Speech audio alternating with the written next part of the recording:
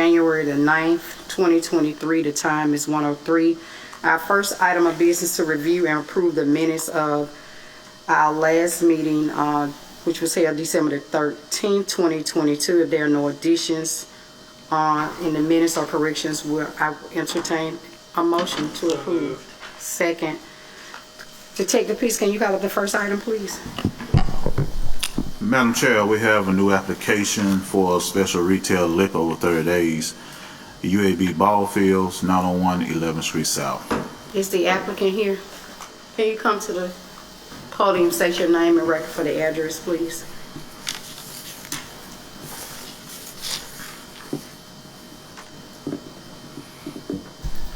Cody Cryer, 901 11th Street South. Okay. All right, Detective Peace, I know this is a new application, so I'm assuming there's no incidents at this location. Madam Chair, there's no incident. That's correct. They don't owe any taxes or anything, Miss Brown? Ms. Brunch, do they meet zoning requirements? Madam Chairman, this location is on B6 Health and Institutional District, and it does meet zoning requirements. Okay. Council Woods, you got questions? Yeah, can we call up the next item since Okay, the next item. Yeah. as well, so we Sure. can pass it. Madam Chair, we have a transfer of special retail liquor over 30 days, UAB Bartow, 617 13th Street South. Same applicant. Yes, Okay. All right, no incidents, anything? no incidents. Zoning, all the above? Yes, ma'am, it does meet zoning requirements. All right, thank you. So motion to approve item 1 and 2. All right, I second the motion. Thank you. Thank Have a you. good one. Detective Peace, can you call up the next item, please? Next item is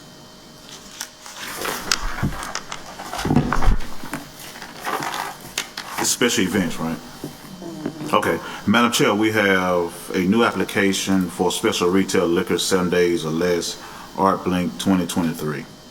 Okay, is the applicant here? Can you come up to the podium and state your name and address for the records, please?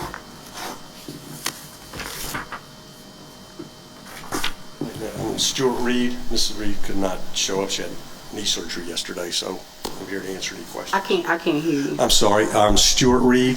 The person supposed to be here had knee surgery yesterday and couldn't show up, so I'm in her behalf. Okay, what kind of event is this? Art Blink is an annual event fundraiser put on by Kirkland Clinic. Okay. All right. And I think it's scheduled for sometime in February, early February, And where is it going to be located? at the Kirkland At Clinic. the Kirkland Clinic. Okay, you got questions, Council Wood? Nope. Motion to approve. All right, we approve the event to be approved. Thank you. All right, thank you. Have a good day. Detective Peace, can you call up the next item, please? Madam Chair, we have new application for special retail liquor 7 days or less, the Birmingham Restaurant Week Food Truck Rally. Is the applicant here? Can you state your name and address for the record, please? Joe O'Brien, 355 Highway 361, Pelham. All right. Can you tell us about the Restaurant Week Truck Rally? Yeah, what we're hoping to get is about 15 or 20 food trucks in one area in conjunction with Restaurant Week. Where's it going to be located? 518, 30, what is it? 32nd Street South. Yeah, but it is scheduled, the application has it down for both weekends, so it's actually more than 7 days on the application. It's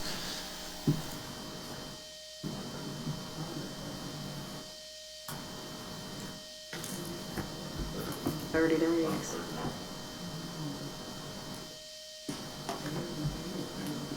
So it'll be good for the event to go past the 7 days? Okay. Yeah. Okay, all right. All right. So everything, the Detective Peace, Ms. Brown, Ms. Burnage, everything is good on your end? Yes. Okay. Yes, ma'am. All right, got questions? Motion to Councilor approve. Wee. I second the motion. The item has been approved and will be sent to the full council for a vote. all right, will that be next Tuesday's council? Yes. Thank you. Thank you. Detective Peace, can you, no, you won't call up the next item. I guess I'll be doing it. All right, this is a brief synopsis and explanation of the following resolution authorizing the mayor to execute an agreement with Crime Stoppers of Metro Birmingham Incorporated, an Alabama nonprofit corporation under which Crime Stoppers agrees to provide to the City of Birmingham recurring advertising services and promotional resources of Birmingham Police Department, multiple media sources, including but not limited to such media sources as flyers, signs, web pages, social media, newspapers, radio, or television. The term of the agreement shall not exceed 1 year and shall end on June the 30th, 2023. For this service, the city will pay Crime Stoppers a total of $14,999.99. Is Attorney Roberts? I'm Bob Copus. I'm the Executive Director of Crime Stoppers of Metro Alabama. My address is 904 Frontier Drive. Okay. You got questions, Council Woods? Okay. Is it Mr. Cook? Copus. Copus, C-O-P-U-S, I'm Yeah. Sorry. Mr. Copus, so is this the only agreement that the city of Birmingham is going to have with you guys for the calendar year? That's my understanding. Okay. Yes. Mhm. So this looks like it's $15,000, $14,999. So let me ask you this. How much did you guys request from the city of Birmingham in terms of funding? Well, it's varied over the years. I think back when I first started in 2017, I think it was $60,000. I think they moved to $30,000. I think it's kind of more on how it's on this, how the budget is on your side is probably the better answer. Okay, so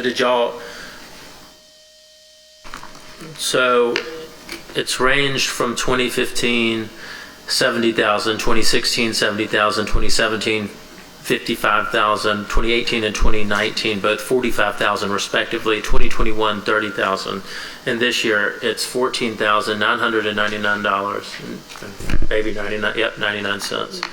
So you guys, is this the amount you guys requested from the city of Birmingham? $14,999.99? No, I believe the request was $60,000. Okay. So my question is to Attorney Roberts or whoever that wants to answer this at the administration, why are we funding them at $14,000 and change when the request was 60? All right, so first of all, we can't fund them. We're contracting with them, and that contract is subject to the bid law. And any contract involving $15,000 or more would have to be competitively bid. Okay, so we are funding them under $15,000, so we avoid the bidding Right. process. This is a promotional contract for them to promote the resources of the city police department using radio, TV, newspaper, other media, and that amount cannot be for more than $15,000, or can't be for $15,000 or more. So yes, $14,999.99 would be the maximum we could contract for. But we've contracted with them for significantly more over the past 7 years. Excuse me. Yes, sir. Yeah, That was brought 8. to my attention, and that could be addressed if need be. But we may need to go into executive session to discuss that if you would like to. You know, it's my opinion that Crime Stoppers offers the city of Birmingham an invaluable resource. I think that the work that they do is impeccable, and I think it's something that makes a huge impact on our department's ability to identify suspects that are involved in criminal activity within the city of Birmingham. And I don't know if the work that they're doing is indicative of $14,000, not $14,000 and change. I think the work that they're doing is of a lot greater benefit to the taxpayer of the citizens of Birmingham. You know, that's just my personal opinion, but I'll let my colleagues. You got questions, Council Smith? Hello. Yes, I do. It's kind of going off of what Council Williams was saying. Is there going to be another contract coming up, or because I see it ends in June, and that's only in 5 months from now? Right, if there were another contract coming up in this fiscal year, it would have to be competitively bid, because that would take the total amount of contracts to $15,000. I'm kind of curious too as to why this year is different. Okay. I'll make a motion. We go into executive session. Second. Discuss. All right. Yes, sir. So you'll need a declaration. We could go into executive session. You could go into executive session to discuss matters involving potential litigation related to decisions you make in this body. This is the purpose. You can go into executive session, and now you can vote to go into executive session. Do you mind completing the last item on your agenda prior to going into executive session? Sure. Okay. All right. So I guess motion to table item number 5. Second. Okay. Okay, the next item is a description, is a resolution authorizing the mayor to execute and deliver an agreement with Jefferson County Family Resource Center. Under Restore will offer support services to court-involved youths ages 16 to 19 and their families through the Jefferson County Family Resource Center.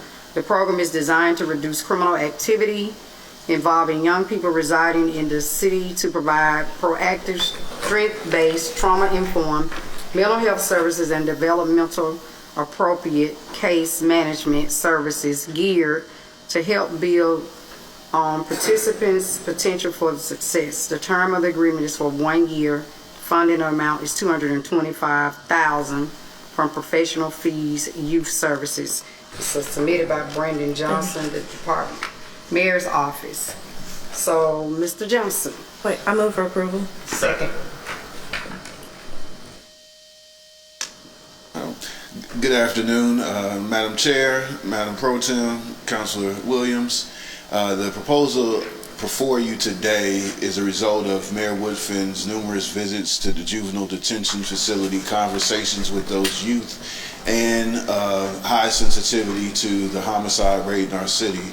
The program addresses youth who have shown and have been identified to have a high propensity to be the victims or perpetrators of gun violence between the ages of 16 and 19. With me today are the team that collaborated to bring this program together. Monique Greer from the Juvenile Detention Facility, James Fields from Family Court, and Carrie Boutan from Jefferson County Family Resource Center. And first up will be Mr. Fields. Hello, good afternoon. As Brandon alluded to, my name is James Fields. I am the Chief Juvenile Probation Officer for Family Court.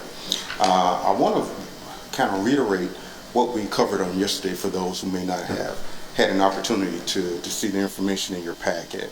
But the Restore program is a program that we are really excited about, giving our children here in the city of Birmingham an opportunity to transform their lives.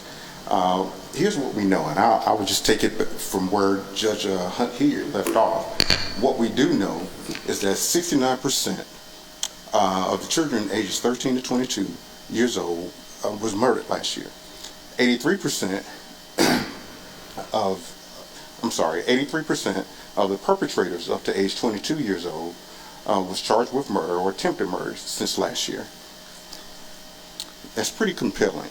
And I looked over it again last night, and when you think about the magnitude of what is taking place throughout the city, it's a different city from the time when I came along back in the early 80s. But if you will look at the documentation, 32% of all homicides reported to the Jefferson County Medical Examiner Office between January of last year and December of last year, 32% of those homicides were committed by youth under the age of 22. The next slide offers you a very complex and difficult overview of what our court system does on a daily basis. So I will try to streamline that to tell you in terms of the cases that we cover in terms of jurisdictionally. All cases that we address are dependency, delinquency, early warning, truancy, informal adjustment, and children in need of supervision. But a lot of different things can occur between the origin of a case from intake to the completion of a case when a child transitions either out from youth detention or coming back home from the Alabama Department of Youth Services. The biggest part I think that we have not have been as most impactful is probably that component where we have kids that are recycling. We have this revolving door cycle of kids who constantly coming in and out of, coming in court, being placed, coming back out, and getting in trouble again. That particular demographic is the most compelling program. I'm sorry, that is the most compelling part that I feel like we need to really work hard to change not just the child's life, but give our families an opportunity to receive assistance as well. I want to talk to you a little bit about system-involved youth. 60 youth up to the age of 22 were charged with murder or attempted murder between January of last year and December of last year. 35% of that particular demographic had prior dependencies in family court. 30% of those children had prior interactions with early warning, and 53% had prior delinquencies for our system-involved youth. Our system-involved youth that were victims, 49 youth from the ages of 13 to 22 were murdered between January and December. 30% had prior dependencies, and 37% had prior delinquencies. 15% of that particular demographic had early intervention through the Board of Education with truancy-related issues. And so I'm going to step away from this for just a second, and I'm kind of deviating off script, and I know we're limited on time, and just speak from my heart.